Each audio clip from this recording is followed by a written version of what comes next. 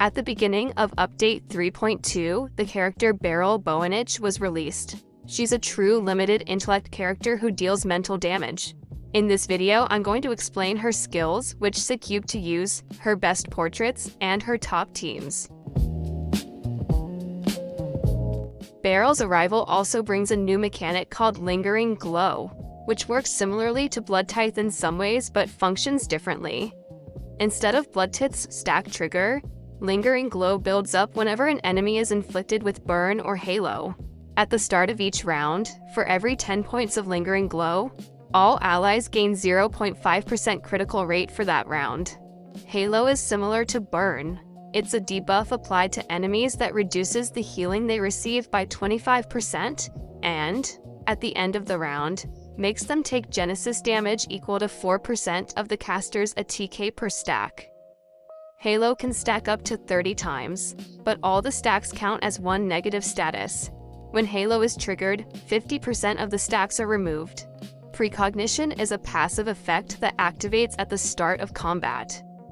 When battle begins and Beryl is on the field, you get to choose up to 2 emanation crystals out of 3 different types: blue, purple, and green, and you can pick the same one twice if you want.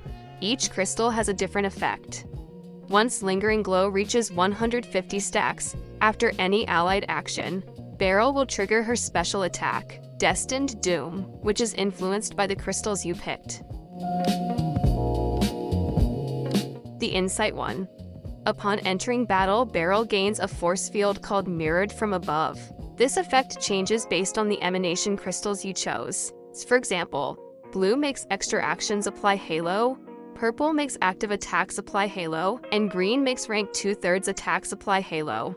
Starting from round 2 at the beginning of each round, Beryl generates a multicolor emanation precast card, which gives a random incantation based on your emanations.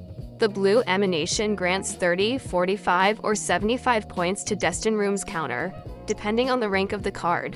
The purple emanation grants 2, 3, or 5 stacks of visions to Beryl, depending on the rank of the card. The green emanation increases the rank of the first, second, or third card behind by 1, depending on the rank of the card. The Insight 2. When Beryl enters battle, she gains plus 10% critical rate.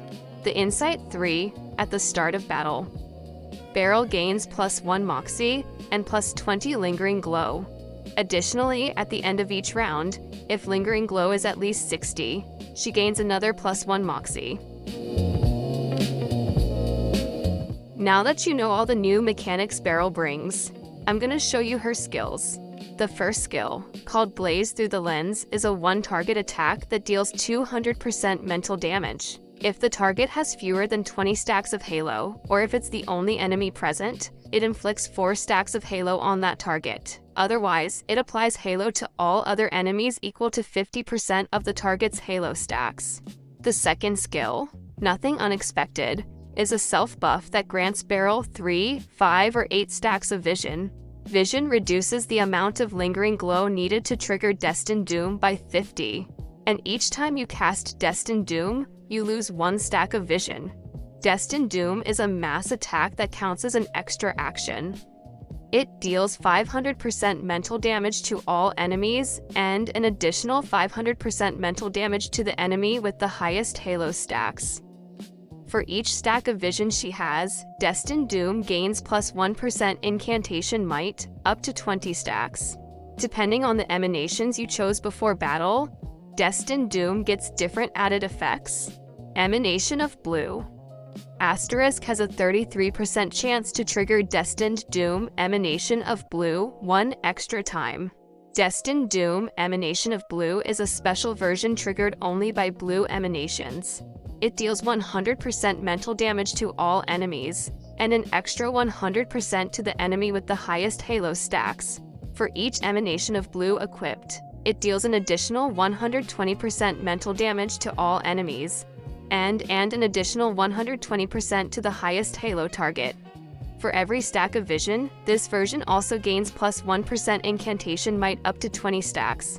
Emanation of Purple inflicts 2 additional stacks of Halo on all enemies, and for every 1 point of Lingering Glow. Destined Doom deals an extra 0.4% mental damage, and an additional 0.4% mental damage to the enemy with the highest Halo stacks. Emanation of Green increases the rank of Destined Doom by 1.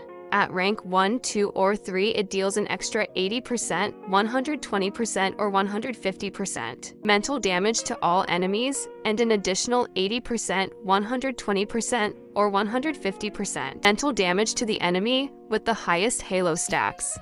Her ultimate, a Shimmering Knight, is a mass attack that deals 600% mental damage to all enemies. Before attacking, it redistributes all enemies' Halo stacks based on their current HP.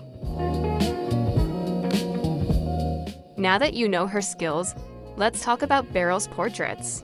Portrait 1 reduces the amount of lingering glow required to trigger Destined Doom to 125. Portrait 2 increases the number of emanations you can have in a battle to 3, and the maximum Halo stacks increase to 35.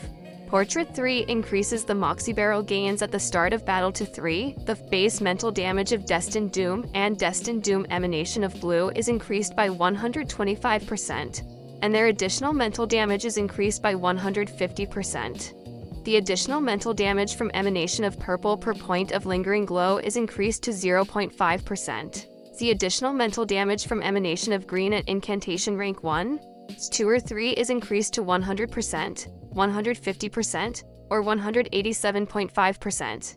Portrait 4 increases the mental damage dealt by Incantation rank 1, 2, or 3 by 300%, 450%, or 750%, and increases the number of Halo stacks inflicted by 6, 9, or 15. Additionally, at Incantation rank 1, 2, or 3, the number of vision stacks gained is increased by 4, 6, or 10. Portrait 5 increases the total number of emanations you can have to 4, and the maximum number of emanation crystals per type to 3. The maximum Halo stacks are increased to 40. If you're planning to go for portraits, I would recommend getting P2 and P3 for the biggest damage increase. P5 can also be good, but it's very expensive. If you've saved a lot for Beryl, or if you spend money, this portrait is great for her. That said, Beryl already performs very well at PO, and her P2 is a really strong stopping point. Now we're moving on to the section about Beryl's best Psychubes. Her best option is obviously her signature Psychube, the 1000-fold Fate. It increases critical damage by 4% up to 24%. If the character is Intellect and Lingering Glow is at least 120. Additionally, if the carrier performs an extra action, if the carrier has Force Field, this incantation might damage is increased by 6%. Of course, other great best-in-slot options include Long Night Talk, Knock on the Door, and On the Hand of Time, which all work very well on her. For resonances, you want to prioritize attack and crit stats, and Genuinity Frequency is the best choice for her. Now that we understand how Beryl works, all her mechanics, and her full build, let's talk about her team options.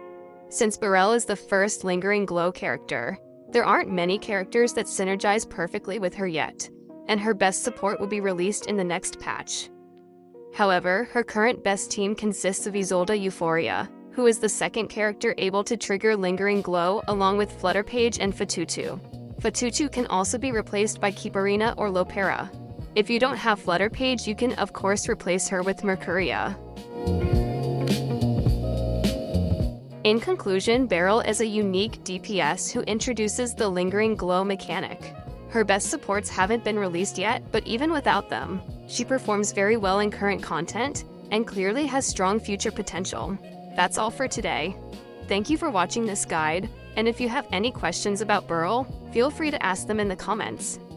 If you're planning to pull for Beryl, I wish you good luck, and I hope this guide helped you understand her much better.